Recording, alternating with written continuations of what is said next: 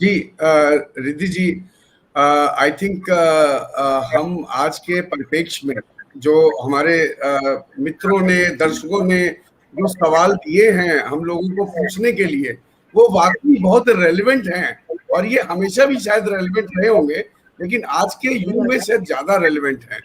तो इसी चीज से रिद्धि जी, एज ए फादर भी मेरे मन में कुछ सवाल उठे, तो मैंने सोचा कि लगे हाथ मैं भी सवाल एक आपसे पूछता हूँ। जब हम एज ए पेरेंट बात करते हैं तो बड़ा स्वाभाविक है कि हम बच्चों से कुछ एक्सपेक्ट करते हैं, और बच्चे हमारे वो शायद उस तरीके से या उस समय नहीं करते हैं, तो हमारे अंदर कहीं ना कहीं एक गुस्सा आना स्वाभाविक है। और उस गुस्से में हमें ये नहीं पता होता कि ये गुस्सा पॉजिटिव है या नेगेटिव है, यानी कि ये बच्चे के कॉन्फिडेंस को बढ़ाएगा या बच्चे के कॉन्फिडेंस को गिरा सकता है। तो कहीं ना कहीं हम सभी पेरेंट्स, जो हमारी मम्मी पापा या दादा दादी नानी सब सुन रहे हैं, तो सबके मन में एक सवाल आता है कि क्या एज ए पेरेंट हम जब बच्चों पे गुस्सा करते हैं तो क्या इसकी कोई डिग्री है कि हमें कितनी डिग्री का गुस्सा करना है, और वो गुस्सा क्या रूप लेकर के जाएगा। तो कहने का मतलब है कि how to control our anger as parents. Right, ये बहुत सारे मम्मी पापा के मन में सवाल होगा। राइट, तो ये सबसे कॉमन क्वेश्चन यही है, क्योंकि कोई भी माता पिता गुस्सा नहीं करना चाहते। सभी चाहते हैं कि सब खुश रहे, हम भी खुश, बच्चा भी खुश, सब अच्छे से हो। बट गुस्सा एक ऐसी चीज है जो आप कभी भी अपने अंदर से पूरी तरह नहीं हटा सकते। It is an emotion, anger is an emotion, you can not get rid of it. आप इसको पूरी तरह नहीं हटा, आप उसको मैनेज कर सकते हैं, कितना आपको करना है और कब आपको करना है। तो सपोजिंग आपका बच्चा है और आप हर समय उस पर गुस्सा कर रहे हैं, तो आपके गुस्से का कोई असर नहीं पड़ेगा बच्चे पे। आफ्टर अ पॉइंट बच्चे को लगेगा ये तो मेरी मम्मी की आदत है, वो तो हर चीज में ही गुस्सा करती है, अब मुझे इसकी आदत हो चुकी है, अब मेरा जैसे मन मैं वैसा करूंगा। मैं कुछ भी कर लूं, मैं अपनी मम्मी को खुश नहीं कर सकता। चाहे मैं कुछ भी कर लूं, वो कभी खुश नहीं हो सकती, वो गुस्सा करेंगी ही करेंगी। तो इससे क्या हो रहा है, आपको जो चाहिए, हम गुस्सा क्यों करते हैं? हम गुस्सा इसलिए करते हैं कि ताकि बच्चे सुधरे।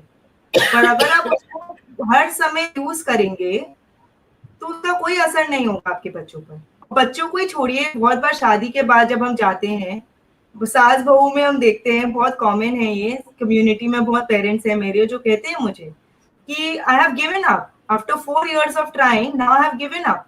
अब मैं कोशिश ही नहीं कर रही, क्योंकि मैं जितनी भी कोशिश कर लूं मैं उनको खुश नहीं कर सकती।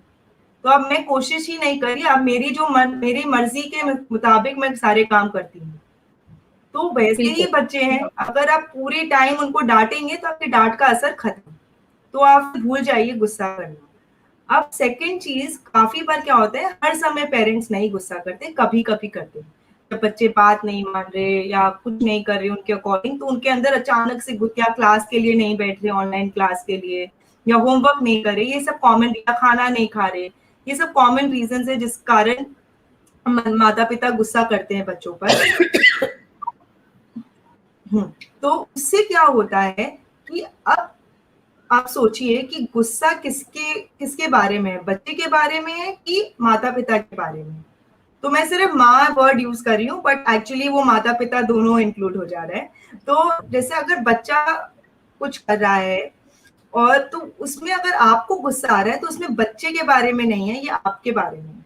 गुस्सा जो है वो आपके बारे में। अब इसको मैं आपको एक एग्जाम्पल के रूप में समझाती हूँ। तो सोचिए, 2 बच्चे हैं बिल्कुल आइडेंटिकल, दोनों होमवर्क नहीं कर रहे, दोनों मना कर रहे हैं होमवर्क करने के लिए, दोनों की अलग अलग मम्मियां हैं। एक मम्मी शांत है, बच्चा होमवर्क नहीं कर रहा, वो बोल रही है ठीक है बच्चा, ठीक है बेटा, कोई बात नहीं, वो शांत है। दूसरी जो मदर है वो बहुत गुस्से में है। बच्चे दोनों सेम है, नेचर भी सेम, बिहेवियर भी सेम, काम भी सेम कर रहे हैं। जो दूसरी मदर है वो एकदम गुस्से में, एकदम आग बबूला हो रही है, और दूसरी मदर जो है वो एकदम शांत है। तो क्यों ऐसा है? क्योंकि दोनों मदर्स का जो बिलीफ सिस्टम है वो अलग है। एक मदर सोच रही है कि ठीक है, कभी कभी मेरे बच्चे होमवर्क नहीं करेंगे, चलेगा, हो सकता है उसका आज मन नहीं है। शी इज मोर फ्लेक्सिबल, उनका बिलीफ सिस्टम फ्लेक्सिबल है, लीनियंट है। और जो दूसरी मदर है जो गुस्सा कर रही है, वो सोचिए ऐसा कैसे हो सकता है, मैं माँ हूं, उसे मेरी बात माननी ही पड़ेगी। माई चिल्ड्रन मस्ट ओबे मी एट एनी कॉस्ट। वो अपनी मन की नहीं कर सकते बिल्कुल, जो मैं बोलूंगी वही उन्हें करना होगा। तो जब आपका बिलीफ सिस्टम इतना रिजिड है, इतना इरैशनल है, इतना फिक्स्ड है, तो आपको गुस्सा तुरंत से आएगा। अगर आप अपने बिलीफ सिस्टम को थोड़ा रिलैक्स करेंगे, इजी करेंगे, थोड़ा रैशनल करेंगे, आप सोचेंगे कि ठीक है बच्चा ही है, कभी हो सकता है इसे अभी मन नहीं है, थोड़ी देर बाद मैं ट्राई करूंगा, तो आपको गुस्सा तुरंत से नहीं आएगा। तो जब आप सोचेंगे कि I am the supreme authority, I am the boss, what ever I से हैज टू बी डन, गुस्सा तुरंत आएगा। पर अगर आप सोचेंगे कि ठीक है हम दोनों इक्वल है, कभी मेरी चलेगी कभी उसकी चलेगी, as a mother I would love if my child listens to me, but sometimes it is okay for my child to not listen to me, तब आपका गुस्सा कम हो जाएगा और धीरे धीरे आपको गुस्सा आना बहुत कम हो जाएगा। सो अगर आपको गुस्से को मैनेज करना है तो आपको अपने अंडरलाइंग जो बिलीफ सिस्टम है उसको चेंज करना होगा पहले।